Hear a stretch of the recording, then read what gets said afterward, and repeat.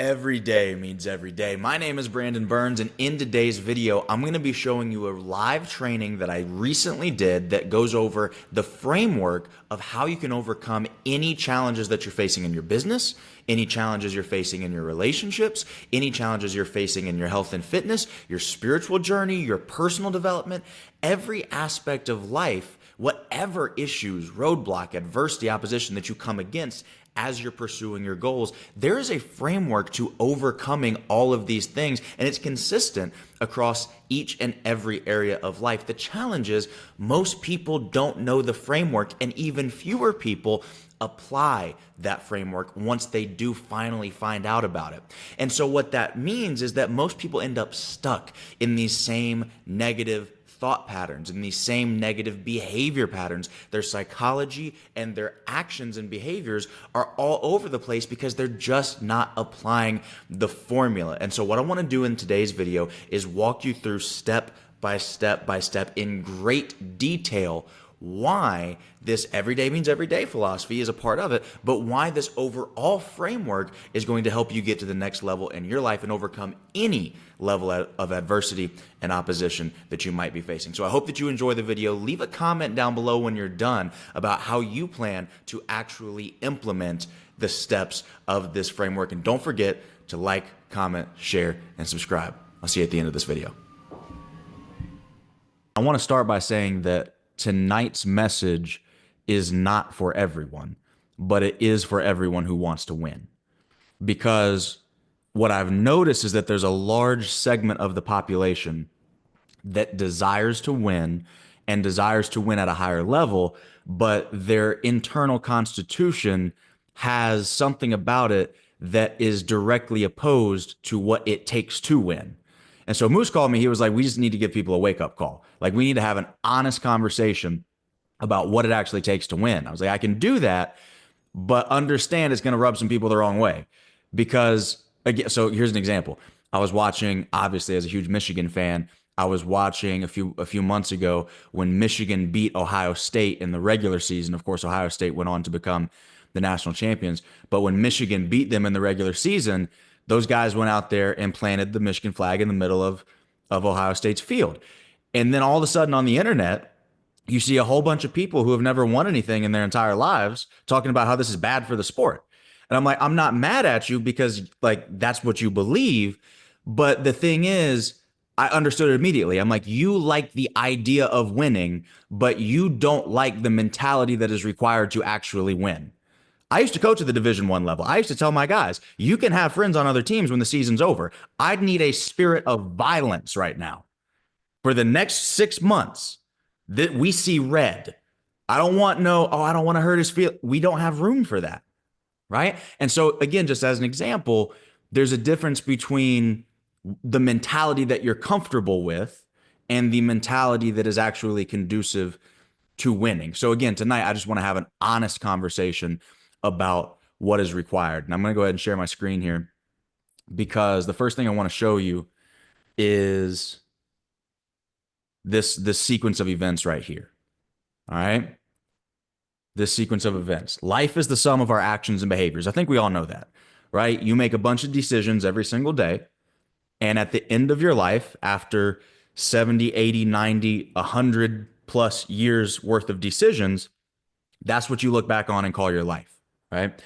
Your actions and behaviors are simply the outward manifestations of your inner identity. So you will not consistently act in a way that is misaligned with who you believe yourself to be, right? So for me, a core part of my identity is that I am an athlete.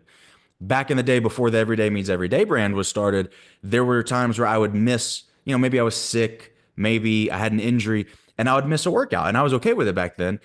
And what's crazy was that after maybe one day, I started to feel kind of different. After 2 days, I was stir crazy. I was more aggressive than I normally was. I had a hair trigger. After 3 days, I was about to explode if I didn't go work out. Not because working out is that significant. Like, you miss 3 days in a 80-year lifespan. Is that going to affect your health? Absolutely not. But I was acting in a way by not working out that was in misalignment with my identity of being an athlete. And so you're never going to be able to act that way consistently. So your actions and behaviors are the outward manifestations of your identity, of your self concept, of who you believe yourself to be.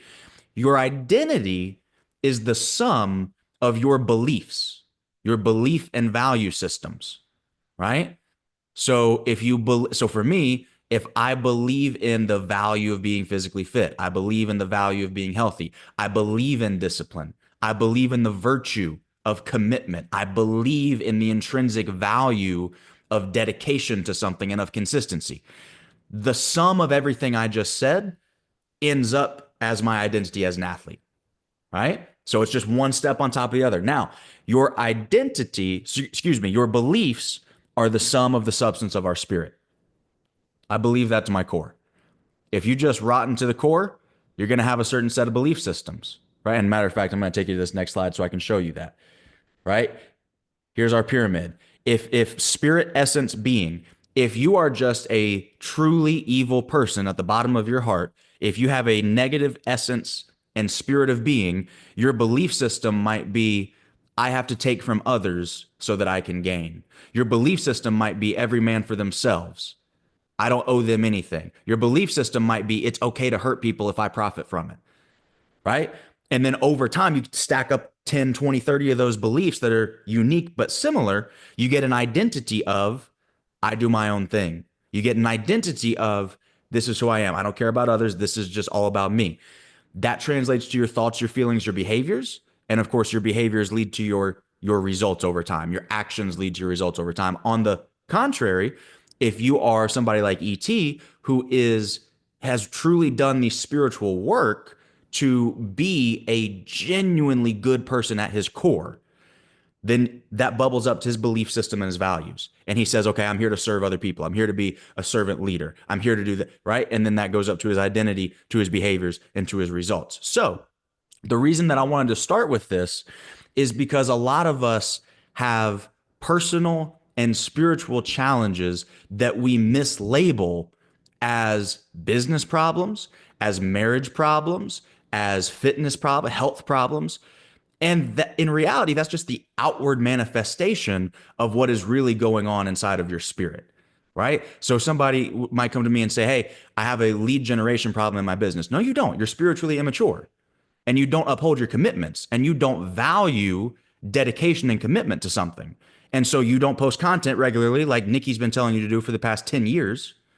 And so you don't have, if you did that, you wouldn't have a lead generation problem. So you have a spiritual immaturity problem. And then somebody might say, well, okay, I'm doing things, but I'm not doing it authentically or genuinely because I'm concerned about what other people think. Right. So you're insecure. And insecurity is a secular word for spiritual immaturity. Why? Because you care more about what humans think than about what you think of yourself and about what God thinks of you and what you were here to do and the calling that was placed on your life and the anointing that you have. So all of this can be traced back down to that spiritual immaturity. And again, as you go up this pyramid, things become more conscious. As you go a little bit deeper, things are underneath the surface. You don't see them as much, right? And that can be part of why it's difficult to identify this sometimes. So the question is, how do we fix that? And my belief is experiences change the substance of the soul. That's my belief. Experiences mold the spirit into something that is tangibly and substantively different than what it began as, right? So I remember maybe 2 years ago, I lived here in Nashville and I was driving down to Atlanta for an event with ETA. And usually I drive down through Chattanooga, Tennessee, go down through the north part of Georgia, and then down into Atlanta. At this time, my grandparents had both been moved into an assisted living home, and they were in Birmingham, Alabama. And a alternative route to get to Atlanta from here in Nashville is you can go straight down through Huntsville, go through Birmingham, and then just cut across. Instead of going down through Georgia, you just cut across. You go down through Alabama and then cut across. And I was like, okay, it adds 20, 30 minutes to my trip, but I feel like it'd be good to go see my grandparents, right? And so I drive down there and I show up and they buzz me in because for whatever reason, this old folks home was like a maximum security. Like they were paranoid about people getting out and wandering off into the street. So I had to get like buzzed in by a warden. There's strange experience. We go in there and we sit down, we start having breakfast. It's only me, my grandfather and my grandmother, both on my dad's side. And something told me, it wasn't a voice, it wasn't like a flash, it was just this feeling I had in my spirit that that was going to be the last time I saw my grandfather alive. And I wasn't scared, I wasn't sad, I wasn't even confused. It was that peace that surpasses all understanding. For whatever reason, I just knew for a fact that this was probably going to be it. And so I'm sitting there having breakfast, and I asked him, you know, granddaddy, that's what we called him, granddaddy. I said, granddaddy, you've lived an incredible life. I mean, he was in his late 80s at this point. You know, you're an Air Force veteran, you were a former radio host, you were a local television host. He did the news and the weather and everything. He was a local celebrity in Anniston, Alabama, still is for a certain older demographic in that part of the country. And I said, you've learned so much, you've done so much, you've been so many places. Do you have any wisdom for me? Is there anything that you feel like you could pass down to me that might help me as I continue to learn and grow and mature? And he sat there and thought about it for a good 30 seconds, 40 seconds, long period of silence. And he looked at me and he just says, nope, and went back to eating his breakfast.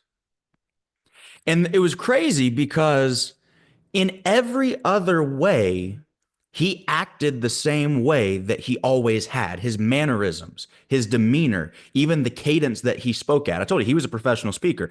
Technically, he's my grandfather on my stepdad's side, so we're not even blood related. So I don't know how this all God just worked the whole thing out. But he spoke for a living, and so he was way better at it than I am. But we we share that in common, and so everything about the way that he operated and that he moved was exactly the same as it always was. So fundamentally, as a human, he didn't seem like he changed to me. Like his spirit, his soul, the substance, his essence, it was the same human being that I was used to for so many years.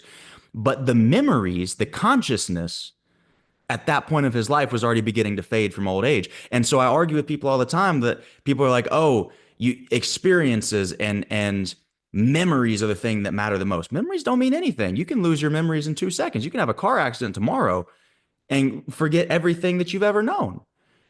But what I have observed is that even when memories fade, the way that your soul has been molded and shaped by those experiences does not fade.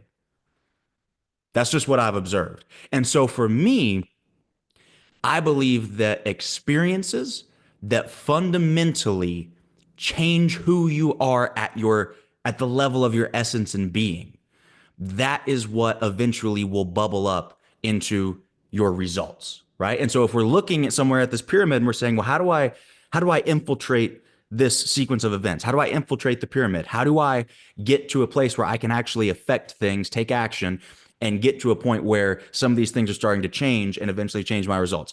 Experiences that change who you are fundamentally, I believe, is the answer to that question. And so for me, this is where everyday means every day came from. And people see the brand now and they think that it's all about working out. This has nothing to do with working out, truth be told. It has absolutely nothing to do with working out, right? And of course, many of you have heard the origin story by now. I was commentating for Big Ten Network, gymnastics meet, finish up in the studio, walk out in the hall. Somebody grabs me, pulls me aside and says, hey, how often do you work out? And I told him I work out every day.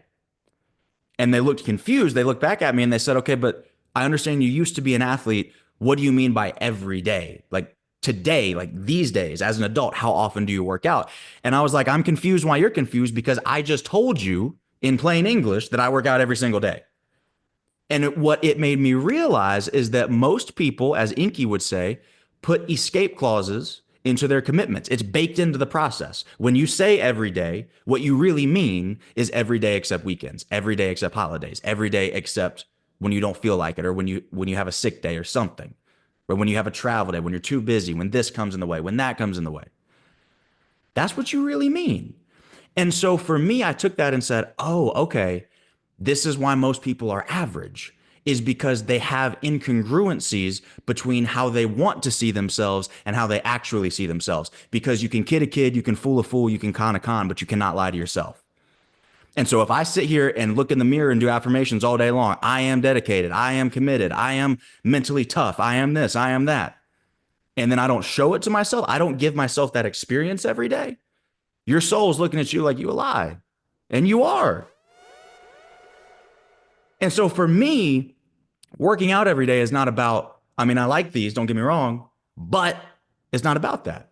It's about, I need to give myself the experience every single day that says, I love myself, I'm worth it, I show up for myself, I'm dedicated, I'm consistent, I'm committed, and I have the fundamental skill sets that it takes to be successful in anything that I choose to do with my life. That's what every day means every day is about for me.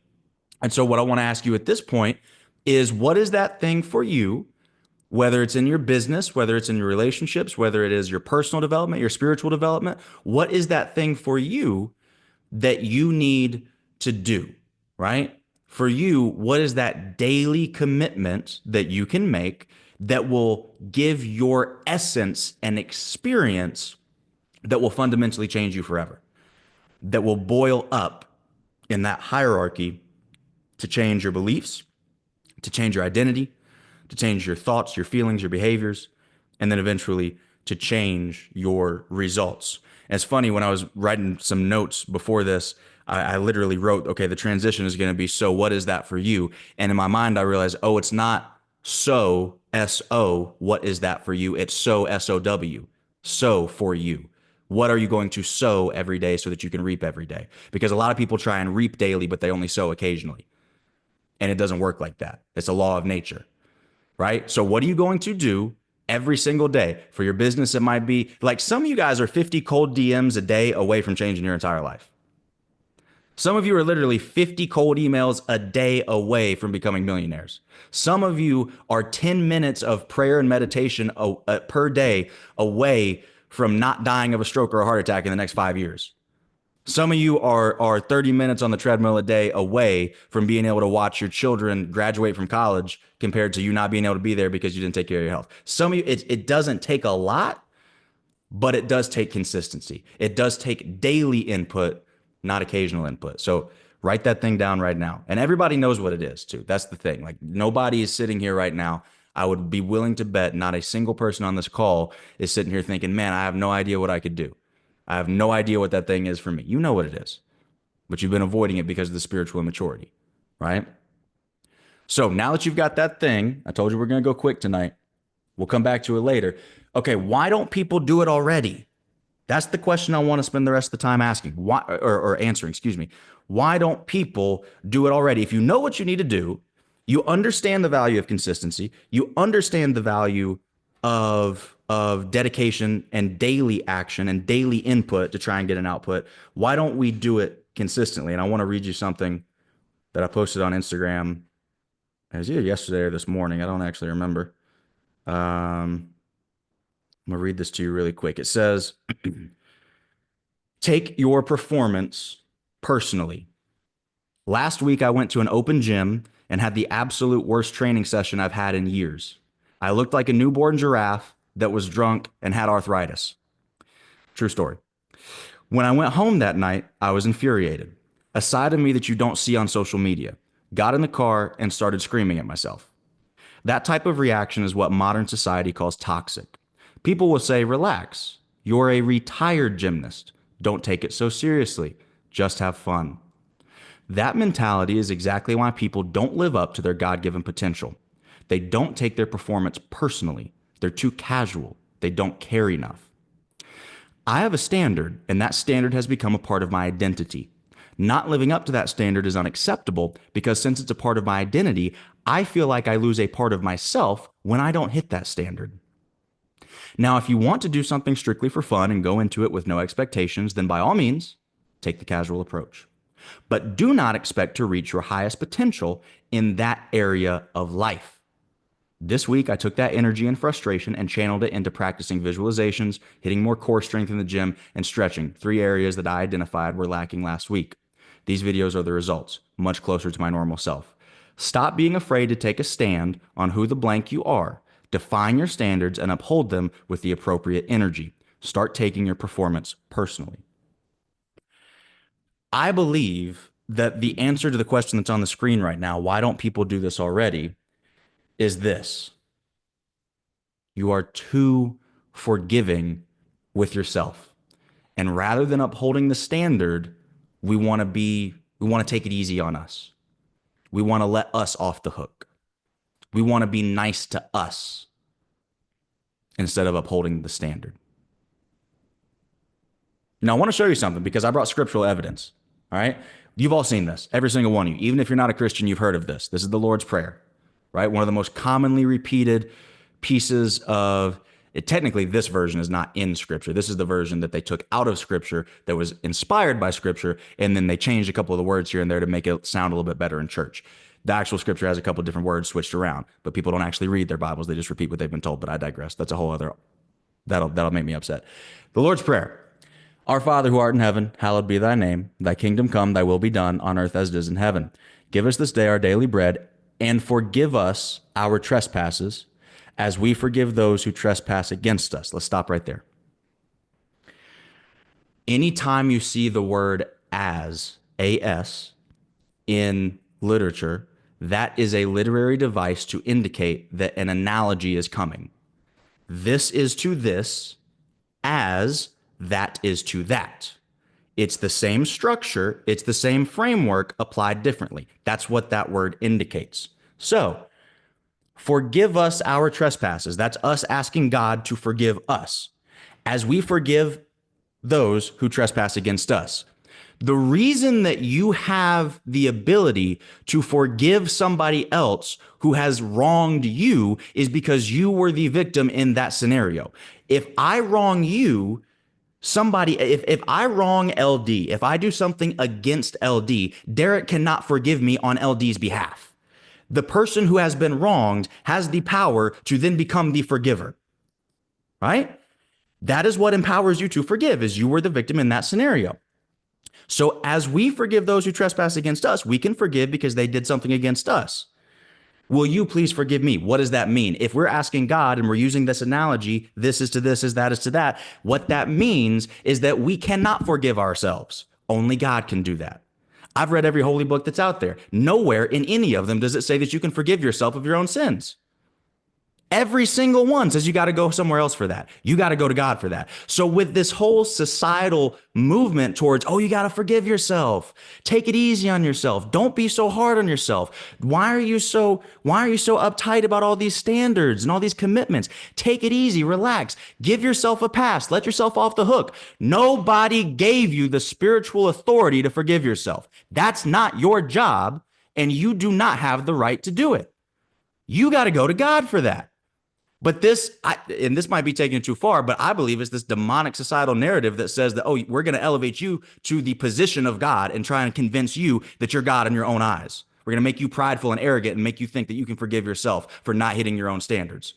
Because I can look through every single page of any holy book, not just the Christian Bible, and I cannot find a single thing that teaches you to forgive yourself and let yourself off the hook. I can find you a bunch of verses that talk about begging for forgiveness from somebody else, and I can find you on every other page something about upholding the standard. John 14:15, if you love me, keep the commandments, uphold the standard. Luke 9:23, whoever wants to be my disciple must deny themselves and take up their cross daily, not occasionally, and follow me.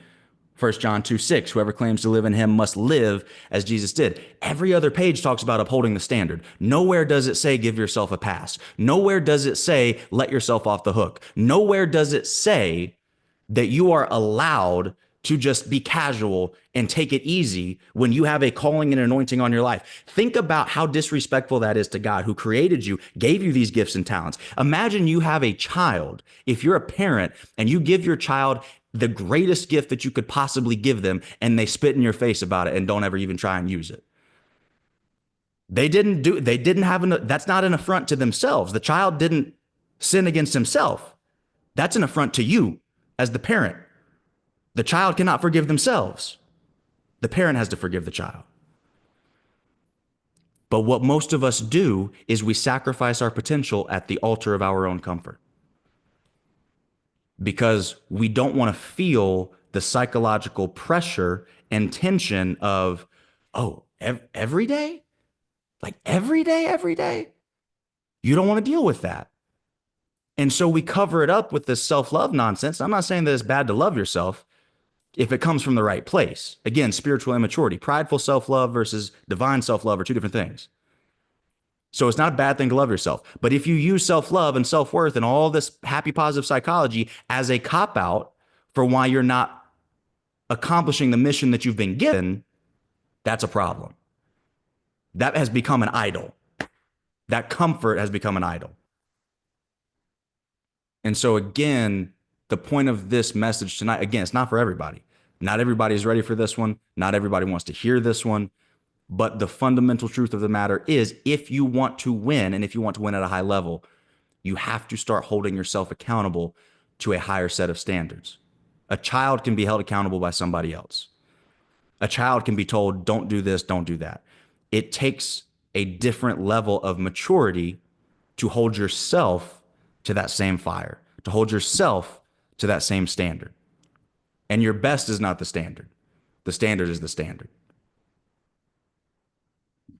And the reason I'm saying this, I'm gonna stop sharing my screen now, and we'll just connect for a few minutes here before we finish up for Q&A. The reason I'm saying this, again, every problem you have is spiritual immaturity. I don't care if it's health, if it's wealth, if it's relationships, if it's personal developments, but every single problem that you have is something that you have not yet consistently given your spirit an experience of to prove to said spirit that you are who you say you are and molded yourself into the person that you need to become. That's all it is. You don't have a lead problem. You don't have a closing problem. You don't have a sales problem. You have something in you. Alex Hormozy actually talked about this on one of his videos. He's one of my favorite business influencers. And he said that in business, every problem distills down at the end of the chain of logic. It always distills down to personal development. And I think he was almost right, but he hadn't found God like that yet. Every problem really distills down into spiritual development and spiritual immaturity that needs to be healed. Because when the spirit's right, the person's right. But the spirit comes first. When the spirit's right, the person's right. When the person's right, the business is right. The relationship is right. The body is right. Everything else is right. And again, the reason that I'm so harsh on this is because I've seen the costs and I've seen the benefits of every day. It was 2022. I lived here in Nashville, Tennessee. I got a call from my mom. She said, you might need to come down here. And she called me in the middle of the day and she never does that. And so I knew something was wrong. And she called me and she said, hey, your grandmother on your dad's side is not doing too well. And this was maybe, I don't think I actually closed out that story. About 2 weeks after I saw my grandfather, he did end up passing away. And so this was maybe 6 months after that. I got a call from my mom. She said, hey, now grandma's not doing well. She's in the hospital. I said, okay, is it bad? She said, yeah, it looks pretty bad. So I got in the car, packed a bag, got in the car, drove down from Nashville down to Huntsville. And I got to the hospital and I was confused. Because when I got to the hospital, my dad wasn't there. I was like, this is his mom. Shouldn't he be here? And my mom said, well, he can't stand to see his mother in the condition that she's in right now. So I was like, okay, no problem. I'm not going to judge how anybody wants to grieve if this is really that bad. I mean, if it looks like this is the end, I'm not going to judge that. But we go into the hospital room and it's just me, my mom, my grandma is in the hospital bed. And I was confused again because she seemed normal to me. And again, she's in her late 80s, so she's not the picture of health, but to me, she seemed fine. I mean, she was talking to us, she was laughing, she was joking, she was carrying on perfectly coherent conversation. Like every single thing that I would expect of her, everything was normal. And we visit with her for maybe an hour. I give her a hug. I say, all right, me mommy. That's what we call her, me mommy. I said, all right, me mommy, I'm gonna see you tomorrow. She said, all right, baby. And we walked out, we left. Go to bed that night, wake up early in the morning. My mom comes, pulls me aside, says, hey, your dad wants to go to the hospital today. He wants to see her. I'm going to let you go with him instead of me because he's going to need somebody that's just like emotionally stronger. He doesn't need me crying in the corner right now. Like, I want you to go with him and be a rock for him. So I got it. I understand. So me and my dad show up to the hospital, and this is only 24 hours later. And it was like the color had been sucked out of the room. Everything was gray. And we walk in, and grandma's passed out. and we can't wake her up. And we start talking to her, and she does not wake up. And we get closer to her. We start raising our voices. We're kind of in her ear a little bit. She does not wake up. We start shaking her in the bed. She does not wake up. And so we sit down, and grandma's in the middle of the room. My dad is on the far side in one of those chairs, and I'm on a chair on the near side of the room closest to the door leading out to the hallway. And a nurse comes in, and she puts the O2 sat monitor on grandma's finger, measures the oxygen in your blood. And I can see it because of where I'm sitting. My dad cannot. And I see that it reads out, I think it was like high 60s, it was like 68, 67, something like that. And I'm not medically trained, but I spent a lot of time in hospitals growing up because of some health issues that my mom's had, just chronic stuff. I was always in doctor's offices and hospitals. And I know that anything less than like 92, you need to call a doctor immediately. Anything less than 90, anything less than like 88 is like, we got to get to a hospital right now, right now. And so I saw 68, 69, 67, whatever it was. And I was like, oh, that's not, that's not looking good. And the nurse turned to my dad and said, it's probably going to be within a few hours. And for the first time, I was 25 years old at the time. For the first time in 25 years, I saw my dad panic. You guys got to understand, this is Superman to me. A lot of people say that. I mean it when I say it. This is Superman. This is a man that has no obligation or responsibility to sacrifice anything for me. He is not my biological father. He is my dad. He is my father, but he's not my biological father. And he sacrificed so much for me and my mother. Been through cancer 2 times, going through it a 3rd time right now. He's beat it both times. He's going to beat it again this time. Superman to me. Nothing gets this guy down. Never seen him cry. And for a split second, when the nurse said what she said, he didn't cry. He didn't yell. He didn't jump up. He didn't do anything. But I saw his eyes change. And I saw him feeling out of control. And I saw a chink in the armor for the first time. And eventually grandma's breathing started to slow down. It's called late stage breathing, end stage breathing. And it's where you take a deep breath. It's unconscious. You take a deep breath. And then 20 seconds go by. And then 30. Sometimes 40. 45. A minute. And then all of a sudden, out of nowhere, they take another breath. And it gets slower and slower. And the pauses in between breaths get longer and longer until eventually they take their last breath. So me and my dad got on either side of the hospital bed. We just started talking to her. We started saying, you know, how good of a cook she was. You know, we recounted all the Thanksgiving dinners and the Christmas dinners. We talked about how great of a job she did raising her 3 sons, including my dad. You know, how good of a grandmother she was to me, all the stories, all the memories. And we just talked to her, and we told her that we loved her. And we held her in our arms when she took her last breath. And you could physically see a spirit go up. It is visible. And for the first time in 25 years, I saw my dad cry. It's the first time I ever seen him cry. And he got up after maybe 30 seconds.